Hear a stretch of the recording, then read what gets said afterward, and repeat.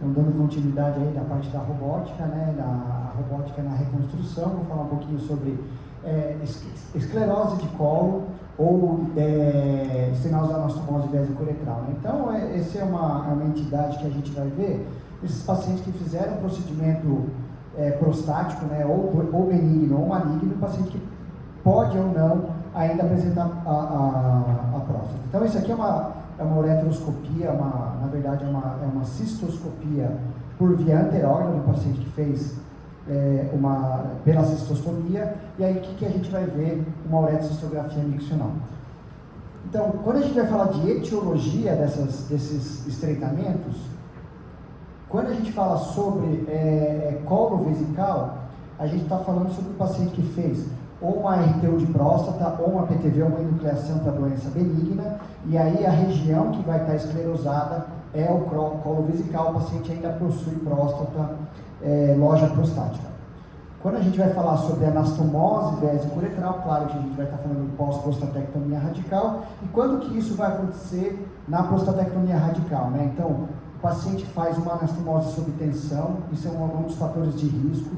Essa anastomose sob tensão ou tem um extravasamento urinário, extravasamento de urina naquela região, a urina é um irritativo e faz com que cause uma fibrose ali naquela região.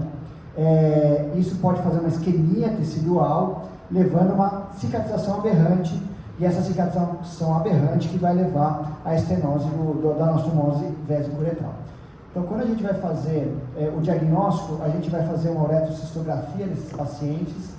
Na uretrocistografia, importante a gente avaliar qual é o nível desse estreitamento, né? Se esse estreitamento é um nível muito alto, médio ou um nível mais perineal, né? Quando a gente tem esse nível mais perineal, isso serve para a gente lançar das estratégias de tratamento, né? Então, aqui mais um caso que a gente tem uma estenose, esse aqui tem uma estenose mais distal e esse aqui tem uma estenose mais proximal. Por que a gente diferencia isso?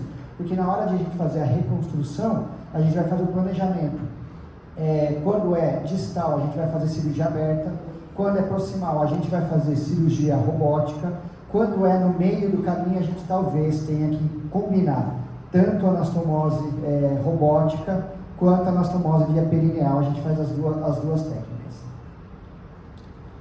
Outro método que a gente usa para fazer o diagnóstico é a ressonância magnética. Então, a ressonância magnética, ele consegue ver exatamente o ponto de estenose, ele consegue também dar informações sobre outras regiões e outros órgãos, principalmente em pacientes também que podem ter suspeita de fístulas urinárias, fístulas vesico-retais.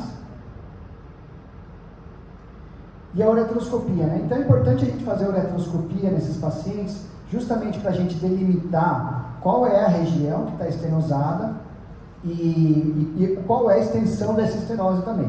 Muitas vezes, esses pacientes têm uma esclerose tão grande que a gente não consegue transpor o aparelho, né?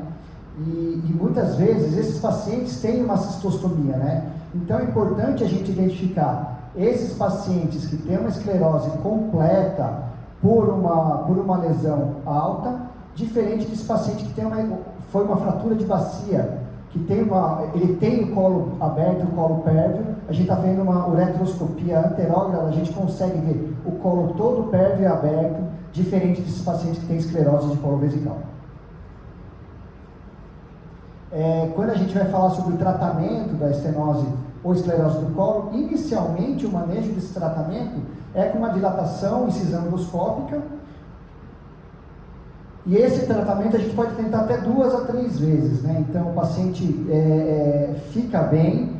Se ele recidiva muito precocemente, provavelmente essa estenose não é passível de tratamento endoscópico, a gente vai precisar fazer algum tratamento. Então, quais são as taxas de sucesso quando a gente vai fazer tratamento endoscópico?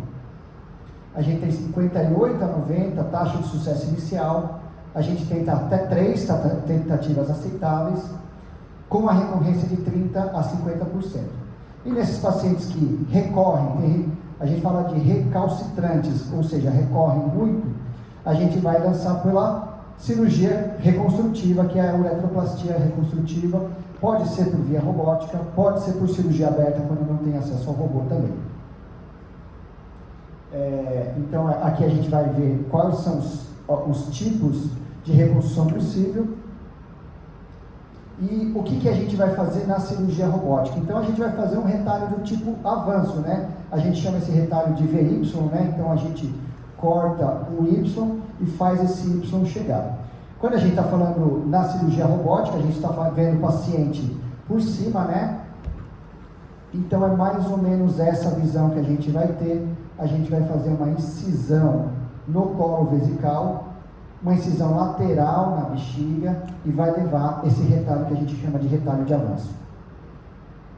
Então aqui um vídeo ilustrando a cirurgia.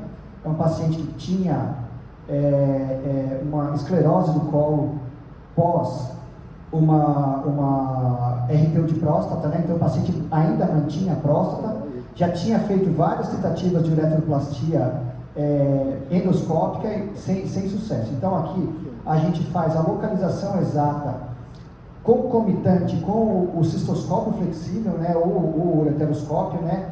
A gente usa aqui o mecanismo do Firefly justamente para a gente ver exatamente onde é a região que a gente faz essa incisão. A gente faz uma incisão vertical nessa região do colo, observando e retirando bem essa área que está estenosada.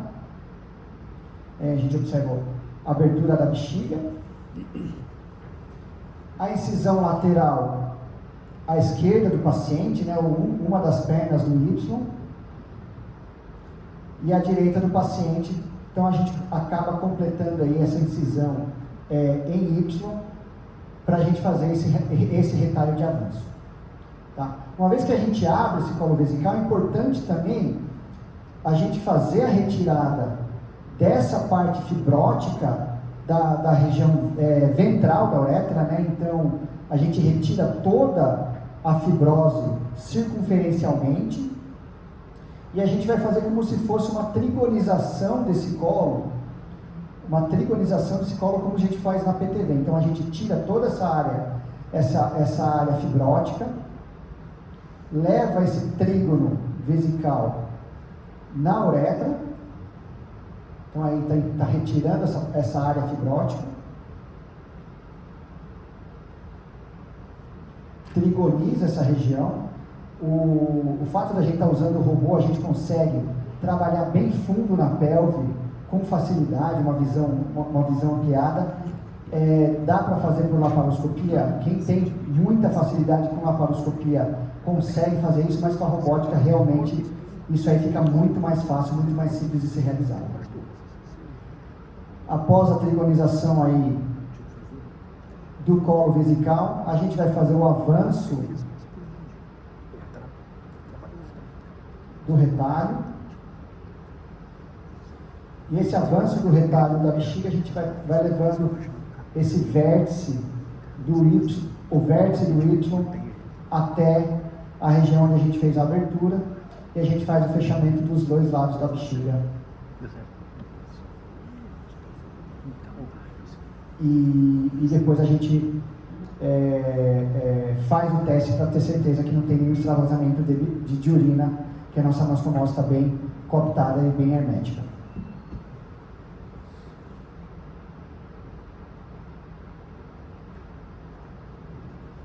Então, quando a gente vai falar sobre a reconstrução do colo vesical via robótica, a gente tem que lembrar que a disponibilidade do robô não está em todos os serviços.